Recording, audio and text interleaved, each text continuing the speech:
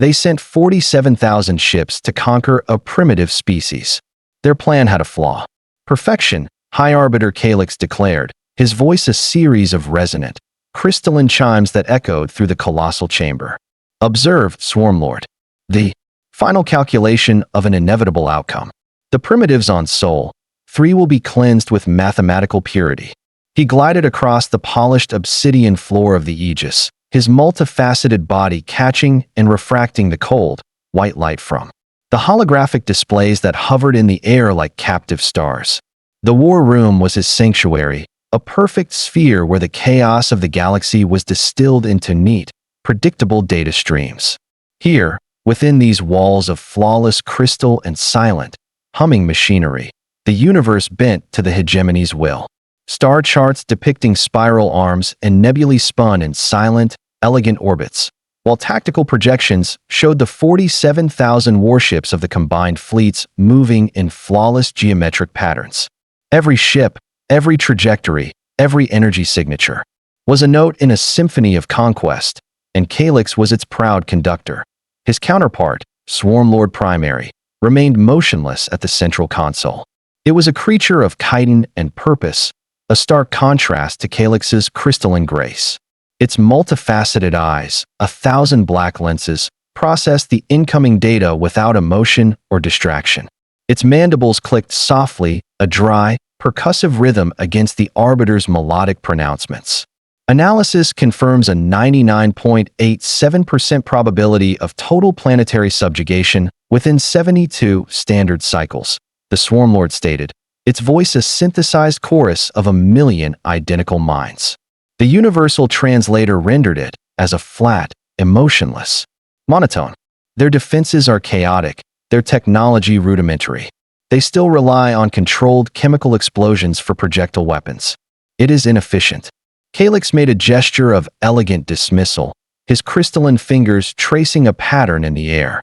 Inefficient is too generous a term, Swarmlord. It is barbaric. We have reviewed their historical data, a constant, churning cycle of self-inflicted violence. They fight over dirt, over beliefs, over shiny metals.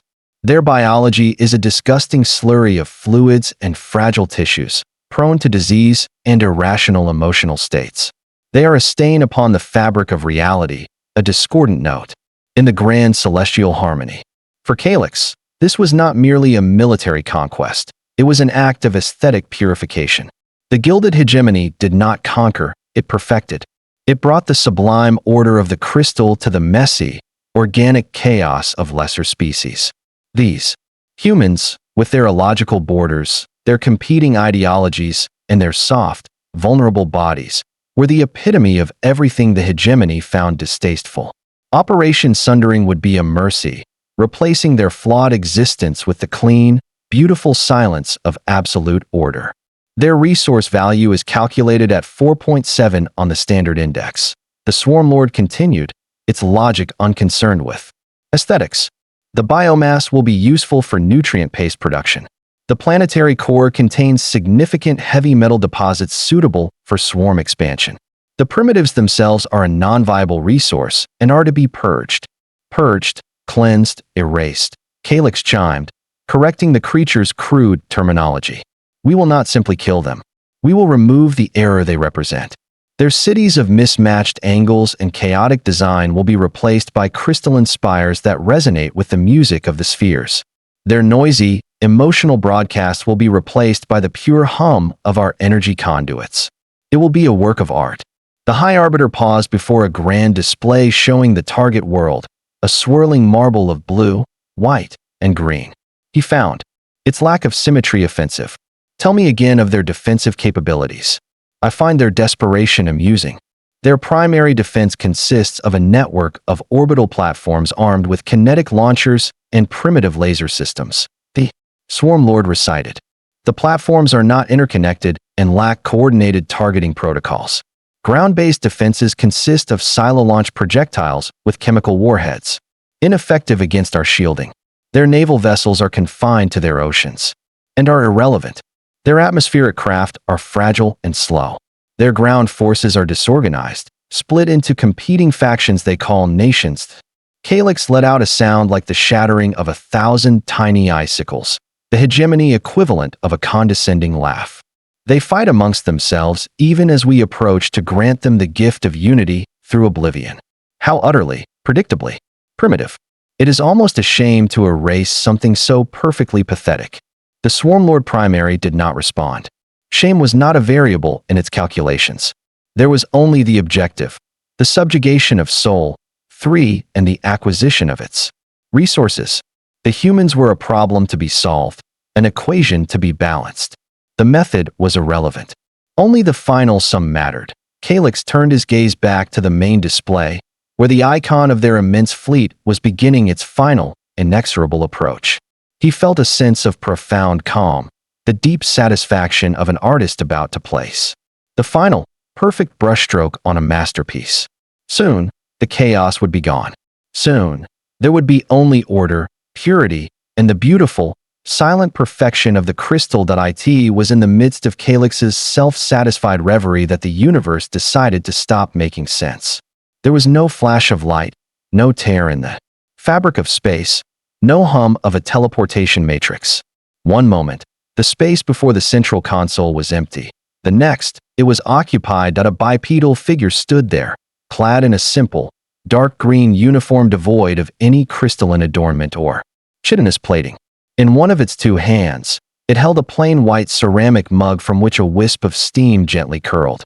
The being, a male of the target species from Sol 3, took a casual sip from the mug, his eyes scanning the cavernous war room with mild curiosity. For a full 3 seconds, the Aegis was utterly silent, the only motion the spinning of the holographic stars and the soft steam rising from the human's coffee. The alien commanders, masters of 47,000 warships, simply stared. The event was so far outside their realm of possibility that their advanced minds initially refused to process it. Major Thomas Kane finished his sip and lowered the mug. "My apologies," he said, his voice calm and impossibly mundane. "I think my morning commute took a wrong turn. Is this the strategy session for the 0800 budget review? The architecture is much more impressive than the usual conference room." The spell of silence shattered. Alarms, which should have screamed the instant an unauthorized life form appeared, blared to life a full 5 seconds late, their piercing shrieks sounding more confused than urgent. Red threat lights strobed across the obsidian floors, washing the chamber in a panicked glow. "Intruder. Containment fields now." Calyx's voice lost its melodic quality, cracking into a series of sharp, discordant shrieks. Nothing happened.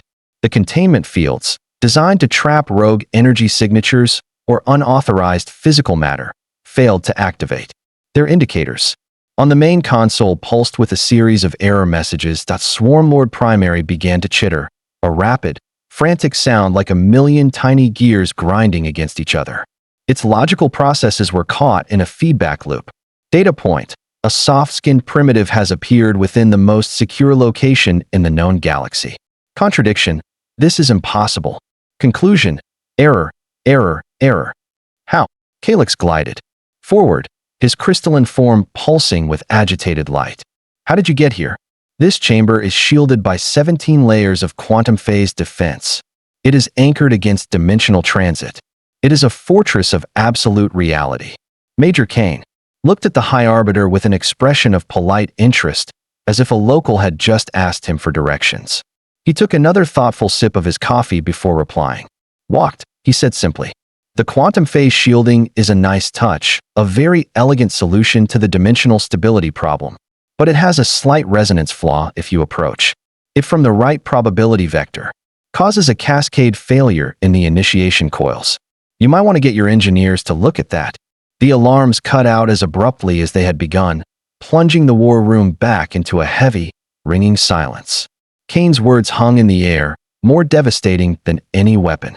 He hadn't just bypassed their defenses, he had critiqued them with the casual expertise of a senior technician pointing out a bug in a junior programmer's code. For High Arbiter Calyx, it was a moment of profound cognitive dissonance. His entire existence was based on the principles of order, logic, and the perfection of hegemony technology. This human, this chaotic, fleshy, primitive creature, had not only violated his sanctum, but had done so with an air of utter nonchalance, treating their ultimate security system as a quaint, flawed piece of engineering. The foundations of his perfect world were cracking. Kane, for his part, remained perfectly composed. He was an observer, an assessor. He catalogued the High Arbiter's agitated light patterns, the Swarm Lord's frantic chittering, the stunned disbelief on the faces of the lesser officers now emerging from their alcoves. He was a professional, and this was just another, albeit unusual, day at the office. High Arbiter Calyx fought to impose order on his own fractured thoughts. The creature's explanation was nonsensical, a violation of established physics, yet the evidence of his presence was irrefutable. He was here. The chaotic had breached. The perfect. Logic demanded that Calyx reassert control over the variables. He drew himself up to his full, imposing height, his crystalline facets catching the strobing red lights and refracting them into 1,000 points of angry crimson. Human, Calyx chimed, his voice regaining a measure of its commanding resonance. Your method of entry is an anomaly to be analyzed later. The present fact is that you are alone, surrounded, and within our power. You are now a prisoner of the combined fleets. You will explain your presence. Major Kane looked from the High Arbiter to his now lukewarm coffee, a faint expression of disappointment on his face. Prisoner, he mused, as if tasting the word. That's an interesting perspective. He set the ceramic mug down on the edge of the central console with a soft, incongruous clink. Let's try another one. From an inner pocket of his simple uniform, he produced a small, featureless slate.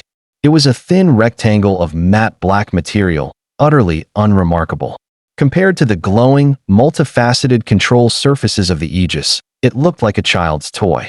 Kane placed the slate onto the primary holographic projector. The moment it made contact, the Aegis convulsed. Every holographic display, every glowing crystal, every data stream in the war room flickered once, violently. The panicked red lighting died, replaced by a calm, neutral white. The chaotic error messages vanished. For a moment, Calyx felt a surge of relief, believing his systems had rebooted and purged the anomaly. Then the displays reformed, and a cold dread, a feeling so alien to his experience it had no name, washed through him. The information was the same, yet utterly different. Operation Sundering's fleet trajectories were still there, but now they were overlaid with annotations in a crisp, human script. Lines of light traced alternative routes, highlighting tactical weaknesses in their formations. Threat assessments of Earth's primitive defenses were now bracketed by comments that read, analysis flawed, fails to account for probability matrix, shielding, and projection inaccurate, does not include Class 7 kinetic impactors. Operation Sundering, Kane read aloud from a display, his tone laced with the dry amusement of a critic reviewing a terrible play. A bit dramatic, don't you think? And your projected casualty rates for our side are optimistic, to say the least. His fingers slid across the surface of the black slate. The grand tactical map of the galaxy zoomed in on the personal command channel of High Arbiter Calyx himself. Private logs appeared, detailing his meditations on the aesthetic necessity of cleansing the organic blight of humanity. Next to them, a scrolling feed showed the Swarm Lord Primary's internal threat assessments, which included contingency plans for betraying the Gilded Hegemony once Earth's resources were secured. Impossible, Calyx whispered, the chime of his voice reduced to a faint, terrified tinkle. That data is secured within my own crystalline memory matrix. Your matrix has a lovely encryption, Kane noted pleasantly. Triple-layered quantum entanglement. It took our analysts a whole 4 minutes to establish a passive decryption key. We were particularly interested in your thoughts on the inherent imperfection of carbon-based life. Very poetic. He swiped again. The display now showed a list of names, junior officers from both the Hegemony and the Swarm. Beside each name was a number. We also know about the interfleet betting pool on how long the conquest would take, Kane continued, a faint smile touching his lips. Lieutenant Gerthak of the Void Swarm seems to be the current favorite, betting on 48 cycles. A bold choice. My money's on Nevert. The Swarm Lord Primary made a low, guttural clicking, the sound of a billion logical circuits frying at once. The concept of its own internal data being read was a violation of its very nature as a hive mind. It was as if the human had reached into its soul and was now casually rearranging the furniture. The commanders stood frozen, their authority, their superiority, their entire worldview disintegrating before their eyes. This wasn't a security breach, this was omniscience. The human hadn't just broken into their fortress, he had been living in it, reading their mail, listening to their private conversations, and judging their interior decorating. The chilling realization washed over them. They had never been the observers. They had always been the observed. The species they had deemed a chaotic, primitive infestation was, in fact, the silent, patient zookeeper, and they were the specimens under the microscope. Swarmlord Primary was the first to regain the capacity for vocalization. Its synthesized voice strained, as if a million processors were simultaneously failing a logic test. Impossible. The data is absolute. Our long-range scans of Sol 3 show a pre-interstellar society. Tier 0 technology. Their most advanced propulsion method is controlled chemical reaction. Their most powerful energy source is crude atomic fission. The sensor logs are unequivocal. Major Kane picked up his mug and swirled the contents, a thoughtful expression on his face. Your sensors are excellent. Top of the line. They reported exactly what they were designed to see. The problem isn't with your technology, it's with your assumptions. He tapped the black slate again. The main holographic display shimmered, and the familiar image of the blue-green Earth was replaced by something else. Something that broke the laws of physics in ways so profound it made High Arbiter Calyx's crystalline structure ache. Oh, yes, the chronological anchor, Kane said, his tone that of a professor beginning a favorite lecture. Lovely bit of tech, really. A masterpiece of applied temporal mechanics. It locks our system's entire observable signature into a specific temporal frame. In our case, the early 21st century. It allows us to broadcast a perception of ourselves as primitive, a constant, unchanging snapshot of a bygone era, while our actual development continued unhindered for quite a while. The image on the display resolved. It was still Earth, but it was an Earth the aliens had never conceived of. The city they saw was not London or Beijing or New York.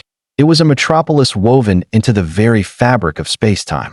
Towers of living light pierced the clouds and seemed to continue into dimensions the Aegis's sensors couldn't even register. Transport systems flowed like rivers of captured starlight, the vehicles within them not physically moving from point A to point B, but simply ceasing to exist at their origin and beginning to exist at their destination. Great orbital rings, invisible to the alien fleet, pulsed with energy drawn not from a star, but from a stabilized singularity, a captive black hole tamed and harnessed for power. You have been hiding, Calyx chimed, his voice weak with disbelief.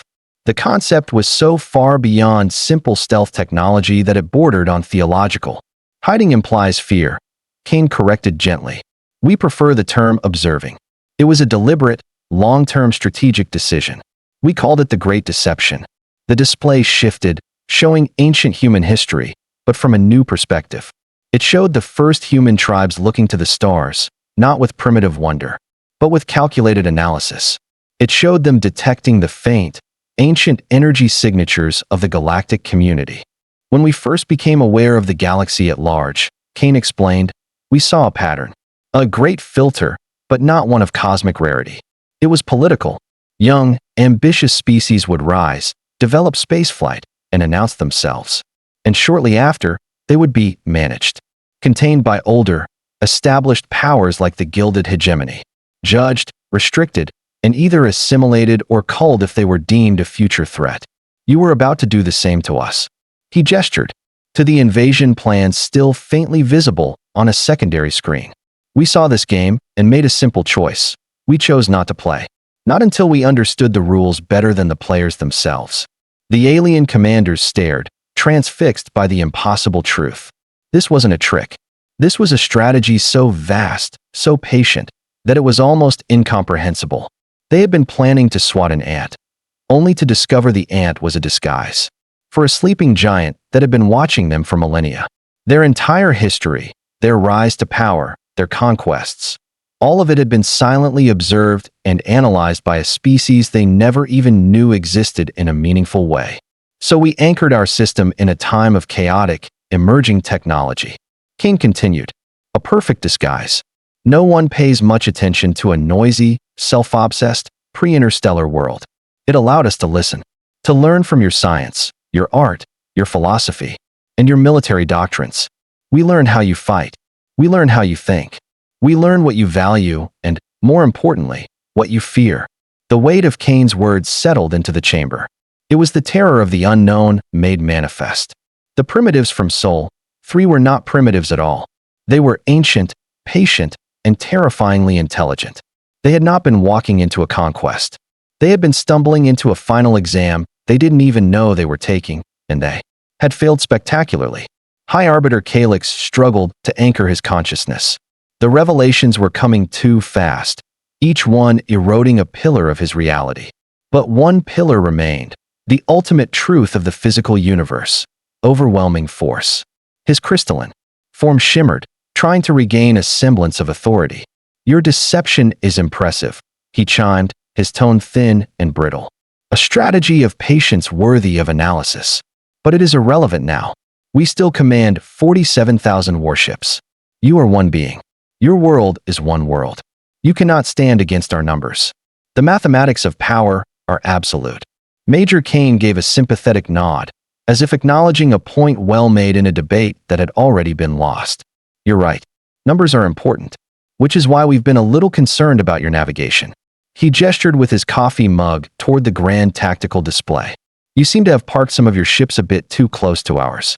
Kane slid his finger across his black slate. A new command string, written in elegant human code, flashed across the Aegis's main screen. The command was simple. Alter sensor parameters. Display all probability states, 0.01%. The tactical map, which showed the perfect, orderly formations of the hegemony and swarm fleets, flickered. Then, it blossomed, where there had been one icon. For a hegemony dreadnought, there were now a dozen smaller icons shimmering around it. Where there had been a tight formation of swarm cruisers, there were now hundreds of flickering points of light weaving between them. Across the entire volume of space occupied by the 47,000 warships, millions of new contacts materialized on the display. They weren't approaching. They had been there all along, nestled in the blind spots of space-time, riding the quantum foam, so close to the alien vessels that they shared the same gravitational pull. The human fleet was not a distant threat. It was an infestation. Your sensors look for solid matter in a single, stable reality, Kane explained conversationally. Ours don't. Our ships spend most of their time in a state of quantum flux, existing as pure probability until they need to be, well, probable. The display zoomed in on Calyx's own flagship, the purity of form, a vessel so perfect its construction had taken a century. The external camera feed, hijacked by Kane's slate, showed the clean, unblemished crystalline hull of the dreadnought. And walking calmly across its surface, her boots making no sound in the vacuum, was a human marine. She wasn't wearing a bulky pressure suit.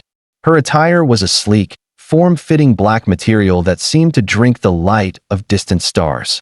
She moved with the casual grace of someone taking a Sunday stroll, her helmet's visor reflecting the image of the Aegis itself, a tiny speck miles away.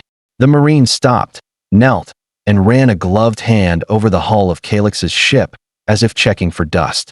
Then she placed a small, metallic disc on the surface. It adhered instantly. The camera zoomed in on the disc. Etched upon it were the words, "Humanity was here.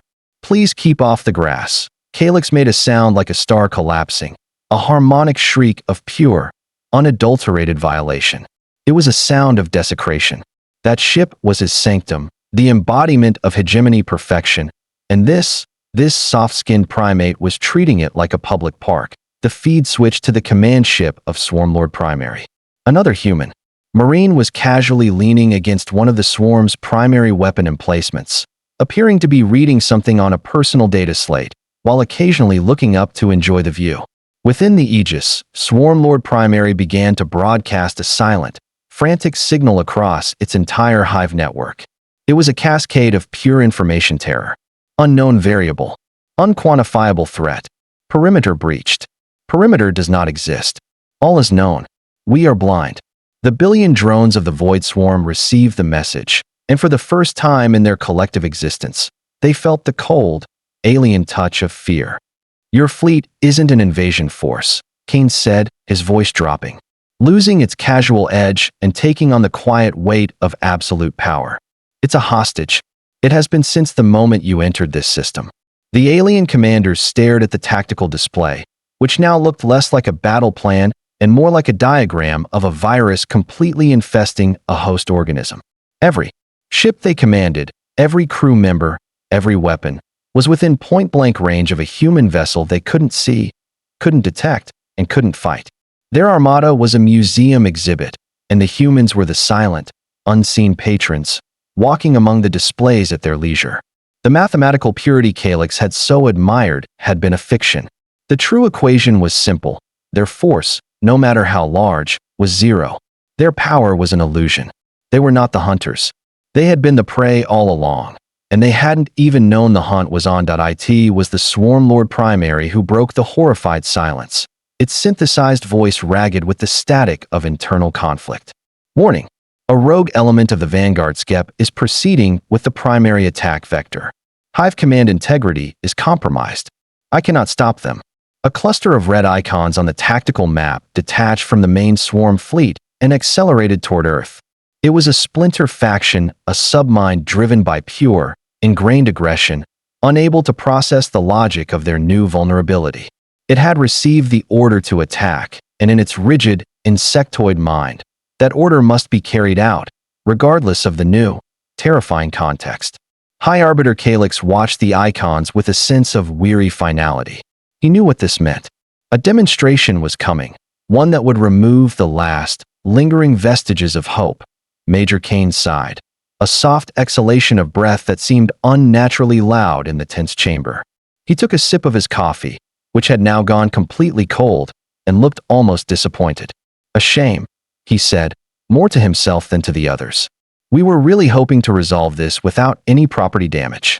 The Rogue Swarm fleet, numbering over 1,000 vessels, reached optimal firing range. They unleashed hell. This was not a warning shot or a surgical strike. It was a full, unrestrained planetary annihilation protocol. Hegemony cruisers accompanying the swarm faction fired their purity lances, beams of coherent energy so intense. They didn't just burn matter, they erased it from existence. Swarm battleships launched volleys of corrosion torpedoes, autonomous weapons that carried reality-destabilizing warheads designed to unravel the molecular bonds of a planet's crust. Smaller ships filled the space between with a storm of plasma, particle beams, and kinetic slugs.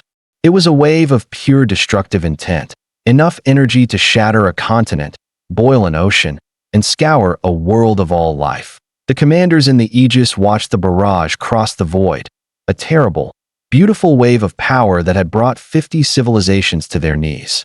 This was the raw, undeniable force upon which their empires were built. For a fleeting moment, a flicker of ingrained superiority returned to Calyx. No matter how clever the humans were, nothing could withstand this. Nothing. The wave of absolute destruction reached Earth's orbital space and vanished. It did not impact a shield. There was no flare of diverted energy, no colossal explosion. The purity lances passed through the planet's atmosphere as if it were a phantom. The corrosion torpedoes flew through the space where cities should be, their guidance systems screaming conflicting data before they continued harmlessly into the void beyond. The storm of plasma and kinetic slugs sailed through the planet as if it were a ghost, not a single particle making contact. Earth continued to spin on its axis, serene and untouched. The swirling blue oceans and white clouds remained placidly, indifferent to the apocalyptic forces that had just failed to touch them. The Aegis was silent. The only sound was the faint hum of its life support systems. The concept of failure on this scale was not something the assembled commanders had ever been programmed to comprehend. Their ultimate weapons, the very tools of their dominion, had been rendered as harmless as light through a clean window. What was that? Calyx finally managed to chime, his voice a fragile, discordant whisper. Your planetary shield, its efficiency is impossible. We didn't deploy a shield. Kane replied, setting his empty mug down. He sounded like a patient teacher explaining a simple concept to a struggling student. Shields are inefficient. They have to absorb or deflect energy, which creates waste heat, structural stress, all sorts of messy complications. We prefer a cleaner solution. He gestured to the image of the unharmed Earth. We just shifted the probability matrix for that specific volume of space. For the 17-second duration of your attack, Earth existed in a quantum state where your weapons fundamentally could not interact with it. From your perspective, you were shooting at a planet. From the planet's perspective, nothing happened at all. It's simple physics, really, once you understand that reality is more of a suggestion than a rigid framework. Simple physics. The words were a death knell to the pride of a dozen species. The humans did not possess superior shields. They possessed a superior understanding of existence. They didn't block punches. They simply chose to exist in a reality where the punch was never thrown. Calyx stared at the placid blue world on the screen. He, a being of perfect crystal and pure logic, finally understood. Trying to fight humanity was like a two-dimensional drawing trying to fight the artist holding the pencil. The conflict was on a plane of reality they couldn't even access. They weren't just outmatched in terms of technology or strategy. They were a fundamentally lower class of being. The war hadn't been lost. It had been, from the very beginning, a conceptual impossibility. The rogue swarm fleet drifted in disarray. Their attack had failed in a way that their tactical computers had no framework to analyze. The target had not resisted. It had simply refused to participate in the concept of being attacked. On the bridges of the swarm ships, drone commanders were caught in cascading logic failures, their hive-link flooded with impossible sensor readings and the quiet, screaming paradox of their own impotence. They were blind, confused, and utterly vulnerable. Then, the human ships returned to reality. They did not reappear with weapons blazing or engines flaring for an attack run. They simply resolved out of the quantum foam, fading from ghostly translucence into solid matter. One moment, there was empty space around the panicked swarm fleet. The next, they were surrounded by a silent, watchful armada of human vessels. The human ships were a disquieting menagerie of designs. Some were perfect spheres that seemed to bend light around them. Others were sharp, angular constructs that looked more like weapons than vehicles, and some were simply shimmering voids. In space, their presence felt only by the distortion of the stars behind them. They moved with a gentle, deliberate precision, not like warships closing for the kill, but like shepherds gathering a lost and frightened flock that on the bridge of the Aegis. High Arbiter Calyx watched the display, his mind struggling to form a coherent thought. Every military doctrine he had ever studied, every principle of conquest the hegemony had perfected over 10,000 years, dictated what should happen next. The enemy, having demonstrated absolute superiority, would now annihilate the defiant faction as a final, brutal lesson. You are not destroying them?" he asked, the chimes of his voice barely a whisper. Major Kane looked up from his slate, a flicker of what might have been genuine surprise in his eyes. "Destroy them?" he repeated, as if the idea had never occurred to him. "Why would we do that?" Calyx had no answer. The question itself was a conceptual weapon for which he had no shield. They were acting on flawed data and an understandable, if misguided, sense of duty. Kane elaborated, his tone shifting back to that of a patient lecturer. They're soldiers following orders. Punishing them for the failure of their leadership strategy would be inefficient, unproductive. The human ships began to move. They didn't fire. They didn't even hail the swarm vessels. They simply established a loose formation around the rogue fleet, their presence a gentle but undeniable instruction. They began to nudge the swarm ships with carefully calibrated gravitational fields, herding them slowly, inexorably, back toward the main body of the invasion fleet. "We'll make sure they get home safely," Kane said. The casual magnanimity was more chilling than any threat. He then added, "We're also dispatching automated medical pods to their primary command vessel. The pods are equipped to assist with any crew members who may have been psychologically stressed by recent events. Severe cognitive dissonance can be unpleasant." This was the final, devastating blow. The humans were not concerned about the alien ships or their lives, which had never been in any real danger. They were concerned about their mental health. It was an act of mercy so profound and so condescending that it completed the utter dismantling of the aliens' pride. They were no longer enemies to be fought. They were patients to be treated. For the Swarm Lord Primary, this was the ultimate paradox. Its entire existence was the collective. The rogue faction was a failed part of that collective. The logical response was to purge the failure, to cauterize the wound, to restore hive efficiency. But the humans were repairing it.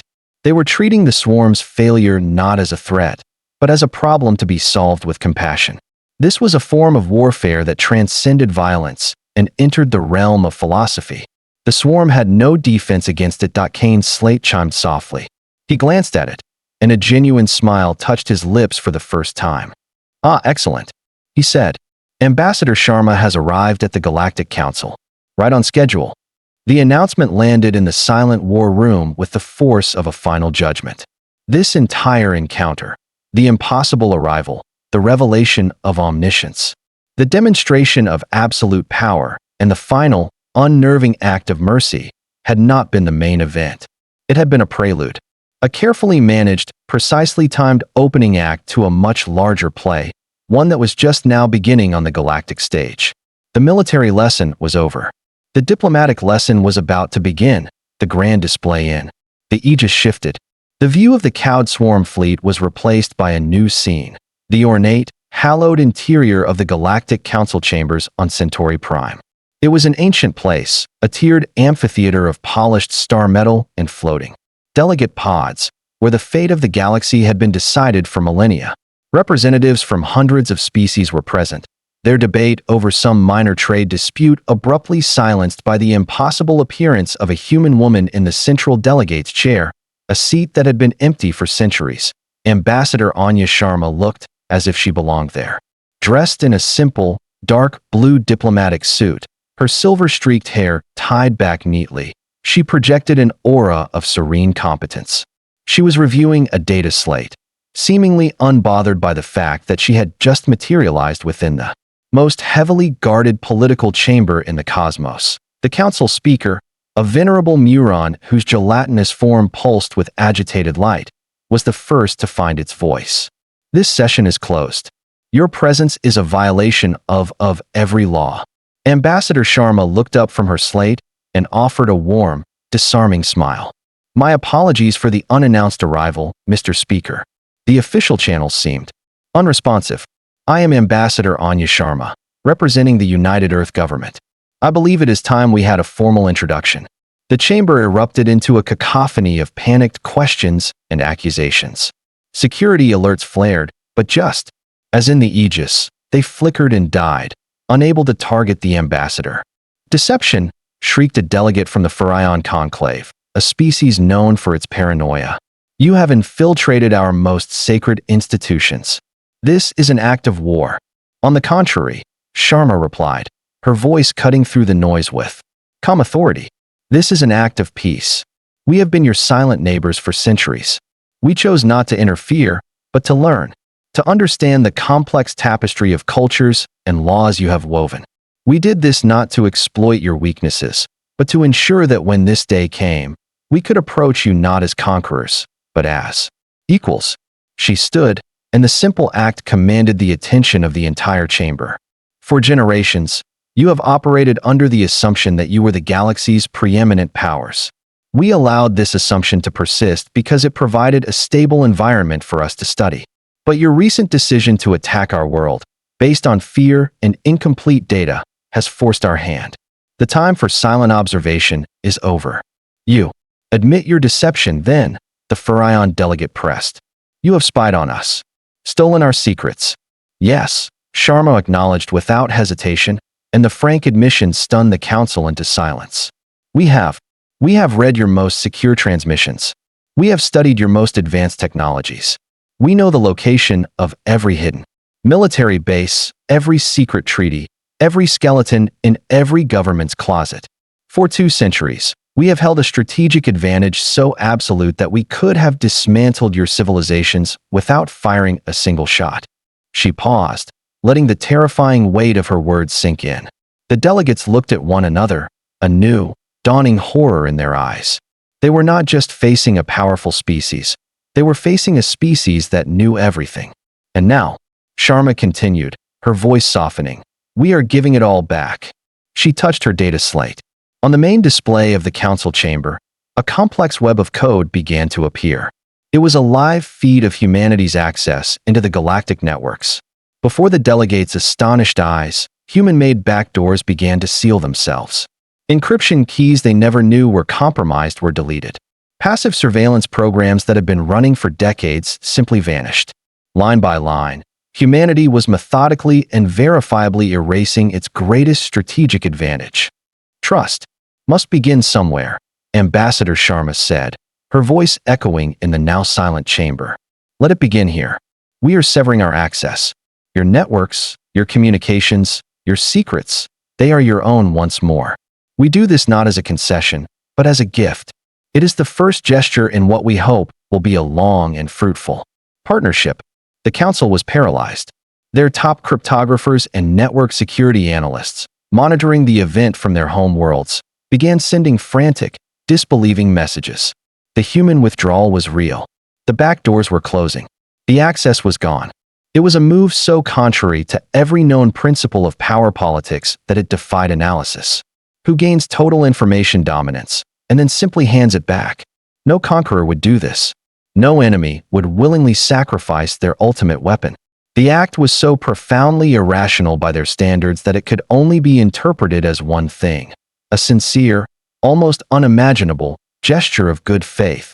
The chaos in the chamber did not resume. It was replaced by a deep, thoughtful quiet. The fear of a powerful enemy was being replaced by the overwhelming, paradigm-shattering confusion of encountering a species that played by an entirely different set of rules. Rules that valued trust over dominance and partnership over power. The human gambit was complete.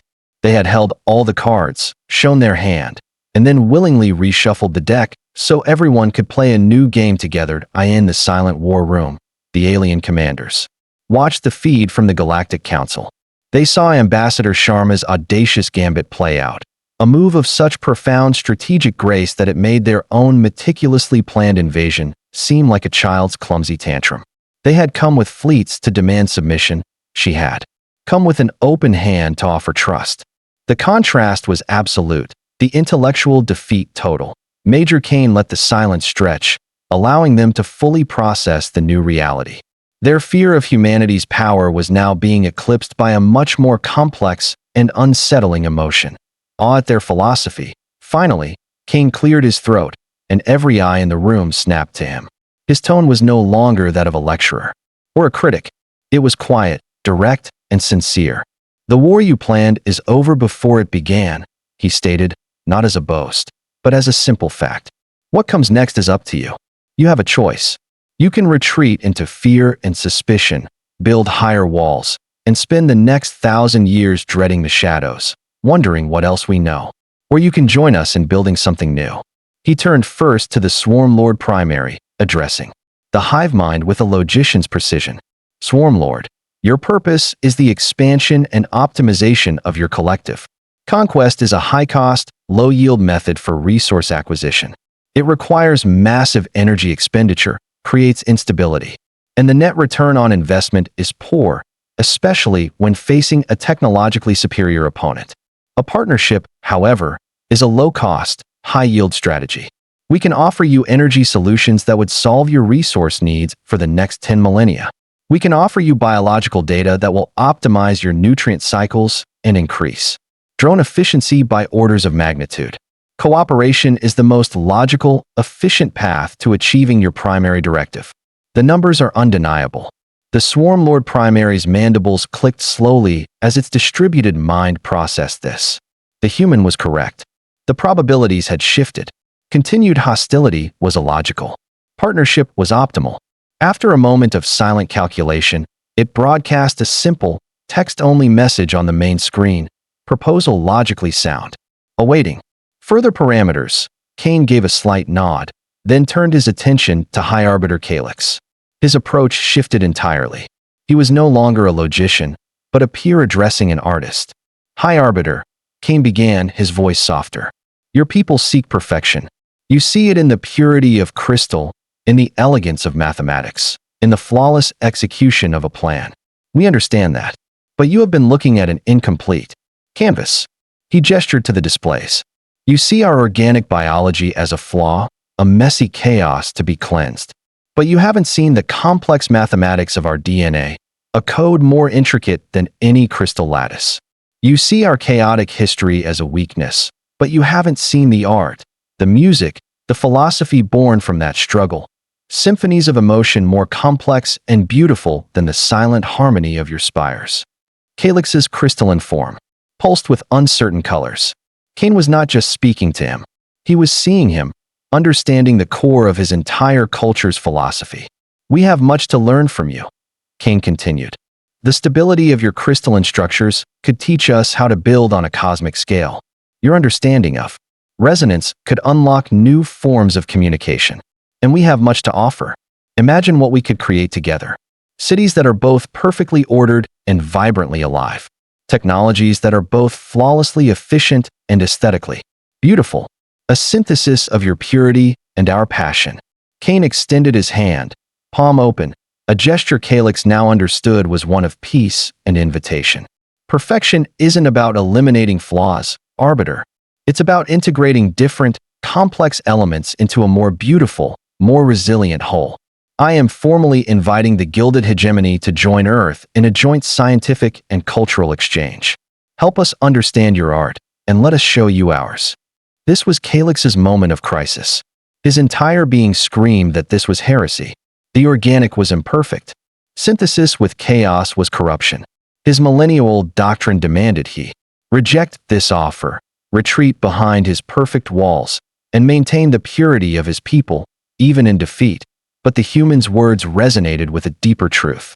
He had seen their chaotic technology effortlessly manipulate reality. He had seen their emotional culture produce a strategy of such breathtaking foresight and mercy that it defied logic. Was it possible that his definition of perfection had been too narrow?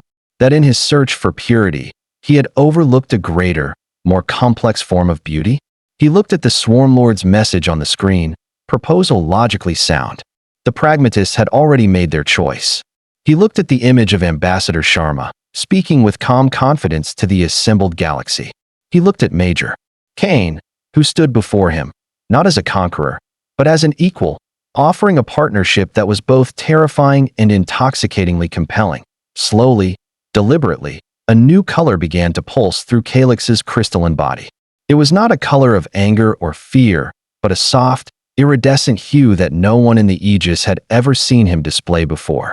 It was the color of acceptance. The color of change. He glided forward and, mimicking the human gesture, extended one of his own multifaceted appendages, touching it gently to Cain's open palm. We accept your proposal, High Arbiter Calyx chimed, and his voice, for the first time, contained not just the music of crystal, but a new, richer harmony. Show us your art. 1 month later, the Aegis was unrecognizable. The cold, sterile obsidian and crystal remained, but the room's soul had changed. It was no longer a sanctum of war, but a hub of vibrant, chaotic, and exhilarating cooperation. Human engineers in simple jumpsuits worked alongside crystalline hegemony technicians, their animated gestures and loud debates a stark contrast to the silent, gliding movements of their new colleagues. Void Swarm drones, repurposed from their roles as warriors, now scurried across consoles, their chittering translated into efficient data streams that flashed across the shared displays. The holographic charts no longer showed attack vectors and casualty projections. Instead, they depicted joint exploration missions into uncharted nebulae, architectural plans for a new university on a hegemony world co-designed by human and crystal artists, and complex biological models for terraforming a barren moon. For the swarm, Major Thomas Cain, now in civilian attire, stood beside High Arbiter Calyx, observing the controlled chaos with a shared sense of wonder. Cain held a fresh mug of coffee. Calyx, after much analysis, had declared the beverage an imperfect but fascinating organic stimulant, and had ordered a replicator for the station. I confess, Major, Calyx chimed, his crystalline tones now softer, more contemplative. I still do not fully comprehend your species. Your capacity for both overwhelming power and profound restraint is a paradox that our logic struggles to resolve. We've had a lot of practice with paradoxes, Kane replied, taking a slow sip. We call it being human. For millennia, we were our own greatest enemy. We learned the hard way that true strength isn't about the power to destroy. Any brute can break things. The real power is in the ability to build, to connect, to understand. He smiled. We learned that the strongest weapon isn't a planet cracker. It's an extended hand. A message appeared on the main display from the Swarm Liaison. Its designation now changed from Swarm Lord Primary to Cooperative Analyst 1. Report. Joint energy project in the Vegas system exceeding efficiency projections by 312%. Human method of trial and error proves logically superior to pure simulation in this context. Requesting more human engineers who are good at winging it. Calyx processed the message. A month ago, the concept of winging it would have been anathema to him, a symptom of chaotic imperfection. Now he understood it was simply another term for rapid, intuitive adaptation, a skill his own perfectly logical people lacked. Your chaos appears to be highly effective, he admitted. It has its moments, Kane said with a shrug. It also leads to a lot of mistakes. The key is to learn from them, not to punish them. It's a lesson that cost us dearly. They stood in comfortable silence for a moment, watching the birth of a new galaxy on the displays before them. A galaxy where strength was measured not in warships, but in shared knowledge, where the greatest discoveries would be made not through conquest, but through collaboration. The future, Calyx said finally, is more complex than our calculations ever predicted. It is imperfect. Good, Kane replied, a genuine warmth in his voice. Perfection is a dead end. It's the imperfections, the paradoxes, the messy bits. That's where all the interesting stuff happens. The High Arbiter turned his multifaceted gaze from the bustling room to the lone human beside him. Fear was gone, replaced by a cautious but profound respect. The galaxy had been on a path to a war that would have shattered civilizations, a war based on a flawless calculation that had one tiny, human-shaped error. And now, because of that error, they were on a path to a future brighter than any of them had ever imagined. It was a future forged not by the might of an armada, but by the quiet audacity of an uninvited guest who had walked into a war room and offered his enemies a cup of coffee.